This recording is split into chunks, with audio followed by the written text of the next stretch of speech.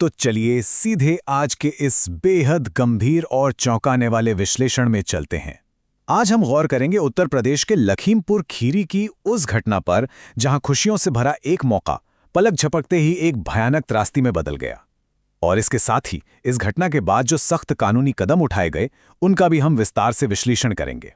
शुरुआत करते हैं भाग 1 से, एक जानलेवा शादी का जश्न। अब जरा इस खौफनाक अंतर को समझने की कोशिश करते हैं। एक तरफ दूल्हे का आगमन हो रहा है, जोरदार संगीत बज रहा है, सब जश्न में डूबे हैं, माहौल एकदम खुशनुमा है। लेकिन वहीं दूसरी तरफ की सच्चाई दिल दहला देने वाली है। बिल्कुल करीब से एक गोली चलती है। और सबसे ज्यादा हैरान करने वाली बात क्या है? उस तेज संगीत के शोर में वहां मौजूद किसी भी इंसान को गोली चलने की आवाज तक नहीं सुनाई दी। एकदम सन्नाटा।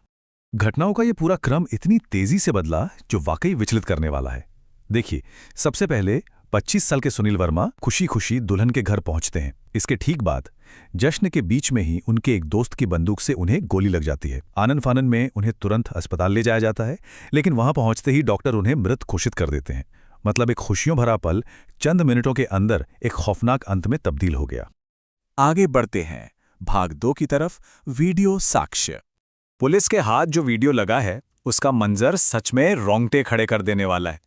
वीडियो में एकदम साफ दिखता है कि गोली लगने के तुरंत बाद सुनील वर्मा गहरे सदमे में है। वो अपने छाती पकड़ते हैं और सीधे जमीन पर गिर पड़ते हैं। जैसा कि हमने पहले बात की, संगीत का शोर इतना ज्यादा था कि गोली की आवाज पूरी तरह दब गई। वहां खड़ी भीड़ को कुछ समझ ही नहीं आ रहा था कि आखिर हुआ क्या है। यही अनभिज्ञता इस पूरी घटना को और भी ज्यादा दर्दनाक बना देती है। तो जब सारी सच्चाई सामने आ गई, तब एक बहुत ही महत्वपूर्ण सवाल उठता है। अधिकारियों और प्रशासन ने इस पर तुरंत क्या कदम उठाए? यहीं से हमारा फोकस इस पूरे मामले के कानूनी पहलुओं की तरफ शिफ्ट होता है। अब आते हैं भाग 3 पर, धारा 302 यानी हत्या की एफआईआर। यहां सबसे अहम कानूनी पहलू सामने आता है। पुलिस ने जो एफआईआर दर्ज किए ना, वो भारतीय दंड संहिता यानी आईपीसी की धारा 302 के तहत है।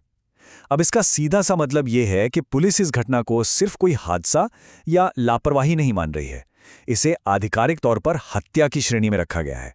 ये कानूनी रूप से एक बहुत बड़ा और सख्त कदम है, क्योंकि इसका मतलब है कि जांच अब इरादे और मंशा के इर्द-गिर्द घूमेगी।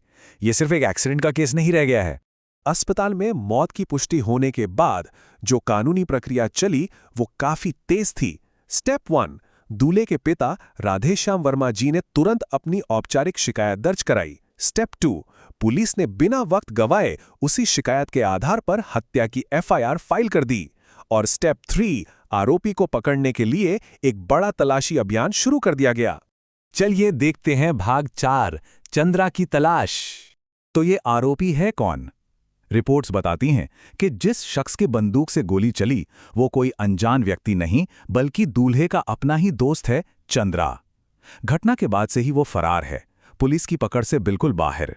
और फिलहाल उसे कानून के कटघरे में खड़ा करने के लिए पुलिस द्वारा उसकी सरगर्मी से तलाश की जा रही है।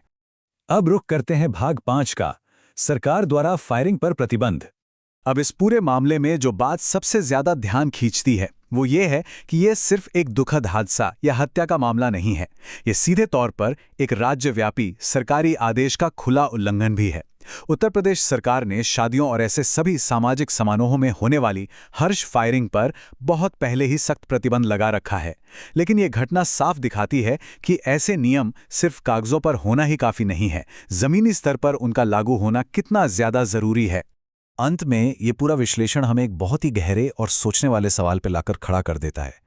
जब जश्न मनाने की कोई खतरनाक सामाजिक परंपरा सख्त आपराधिक कानूनों से टकराती है, जिसकी कीमत किसी मासूम की जान देकर चुकानी पड़ती है, तो एक व्यवस्था ये कैसे सुनिश्चित कर सकती है कि उसके द्वारा लगाए गए प्रतिबंधों का सच में पालन हो? कानून की किताबों और हमारे समाज की कड़वी सच्चाई के बीच की ये जो खाई है ना, ये वाकई में हम सबके लिए विचार करने का एक बहुत बड़ा विषय है।